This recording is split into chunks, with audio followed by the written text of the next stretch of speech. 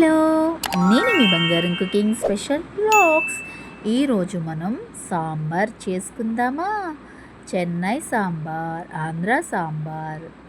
ఈ పాప మీ బంగారం కుకింగ్ స్పెషల్లో ఈరోజు నేను నా స్టైల్లో, మీ బంగారం స్టైల్లో సాంబార్ పెట్టుకుందామా? దానికి కావాల్సింది ఒక టీ గ్లాస్ కందిపప్పు, ఒక టీ గ్లాస్ ఎర్ర కందిపప్పు, రెండు కలిపి చేసుకుంటే బాగుంటుంది సాంబార్. సో రెండు నేను ఒక 2 టైమ్స్ కడిగి పక్కన ఒక అరగంట పెట్టుకుంటాను, అంటే నానబెట్టుకుంటాను. త్వరగా పప్పు ఉడుకుతుంది అండ్ టేస్ట్ ఆఫ్ ఫ్లేవర్స్ అన్నీ ఆ నీళ్ళలో ఉంటాయన్నమాట. సో నేను అది పక్కన పెట్టేసుకుని ఒక స్టీల్ మందపాటి గిన్నె పెట్టుకుని ఆ గిన్నె వేడెక్కిన తర్వాత మనం ఆయిల్ వేస్తున్నాం. ఎందుకంటే మరి ఇది ఎక్కువ ఉల్లిపాయలు కాదు కాబట్టి మనం ముందు పోపు పెట్టాలి కాబట్టి మన ఆంధ్ర స్టైల్ సాంబార్, ముక్కల సాంబార్, ఆల్ వెరైటీస్ కూరగాయలతో మనం సాంబార్ పెట్టుకుంటాం. సో ఆ గిన్నెలో నూనె వేడెక్కిన తర్వాత 4 టీ స్పూన్ ఆయిల్ పోసుకోండి.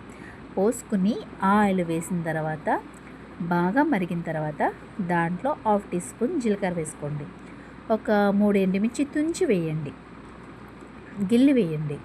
దాని తర్వాత వెల్లుల్లిపాయల్ని చితక్కొట్టి వేయండి. అప్పుడే దానిలో ఉన్న సారం, దానిలో ఉన్న టేస్టు ఆయిల్లో కలుస్తుంది. అప్పుడు మన కొత్తలాడే సాంబార్కి టేస్ట్ని మరింత ఇస్తుందన్నమాట ఆ ఫ్లేవర్. నేను ఒక ఆనియన్ని కట్ చేసుకుని నిలువుగా అవి కూడా వేసుకున్నాను. సో అవి కూడా ఎర్రగా రెడ్గా వేయించండి. మనం బాగా వేయించాలి అన్నమాట. చూసారు కదా, నేను కొంచెం జూమ్ చేసి చూపిస్తున్నాను. సో ఇలా వేసుకోండి. దాని తర్వాత నేను ఇందులో ఉప్పు వేస్తున్నాను, ఎందుకంటే వాటరు త్వరగా పోతుంది, ఉల్లిపాయలు త్వరగా మగ్గుతాయి. నేను పసుపు కూడా వేసాను, 1/2 టీ స్పూన్. ఇది ఆశీర్వాద్ పసుపు అనమాట. కొంచెం వేసినా కలర్ వస్తుంది. మరి వాళ్ళు కలర్ కలుపుతారో లేదంటే దేంతో ఏంటో తెలీదు. సో నేను కొంచెం వేసినా ఎక్కువలా కనిపిస్తుంది. సో నేను ఎక్కువ వేసాను అనుకోవద్దు. పసుపు కూడా ఎక్కువ వేయకండి, 1/2 టీ స్పూన్ వేయండి. అసలే ఎండాకాలం. చూసారు కదా, నేను ఇంగువ చిటికెడు వేసాను. ఇంగువ కూడా సాంబార్కి మంచి ఫ్లేవర్ ఇస్తుందన్నమాట.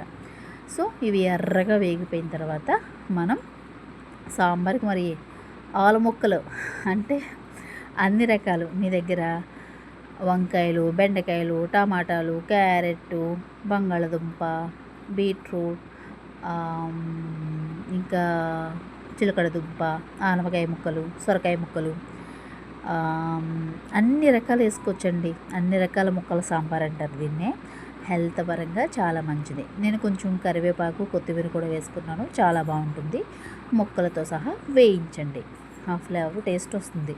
పిల్లలకి అన్ని రకాల కూరగాయలు పెడితే మంచిదండి, వాళ్ళు ఒక్క రకం తినరు.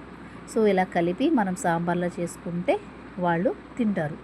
అప్పడం, వడియం, ఆమ్లెట్ వేస్తే ఈ కూరగాయలు తింటారనమాట. ఇలా సాంబార్ రూపంలో వాళ్ళ పొట్టలోకి వెళ్తుంది. సో ఇలా ట్రై చేయండి. దాని తర్వాత నేను అల్లం వెల్లుల్లి పేస్ట్ 1/2 టీ స్పూన్ వేసాను. నేను వేసుకుంటాను. అల్లం వెల్లుల్లి ఫ్రెష్గా దంచి వేస్తే ఆ ఫ్లేవరు, ఆ టేస్ట్ చాలా బాగుంటుంది. ఇది మన చెట్టినాడు సాంబార్ అంటారు, చెన్నై సాంబార్ అంటారు. నేనైతే ఆంధ్ర సాంబార్, మీ గోదావరమ్మ స్టైల్లో అంటాను. చూసారు కదా, నేను సాంబార్ పౌడర్ కూడా ఇప్పుడే వేసుకున్నాను. ఈ ముక్కలతో పాటు సాంబార్ పౌడర్ కూడా మగ్గుతుందనమాట.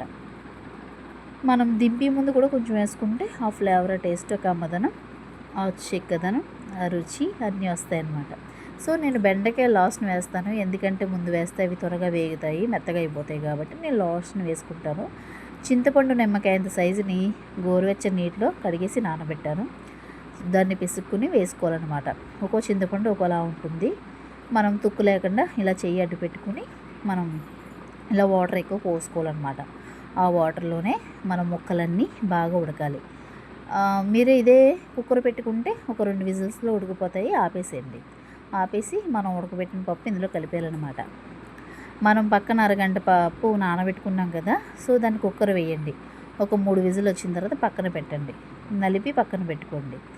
నేను ఈ సాంబార్లో బెల్లం, ఉప్పు కూడా వేస్తాను అనమాట. అలా మరగబెడుతున్నాను.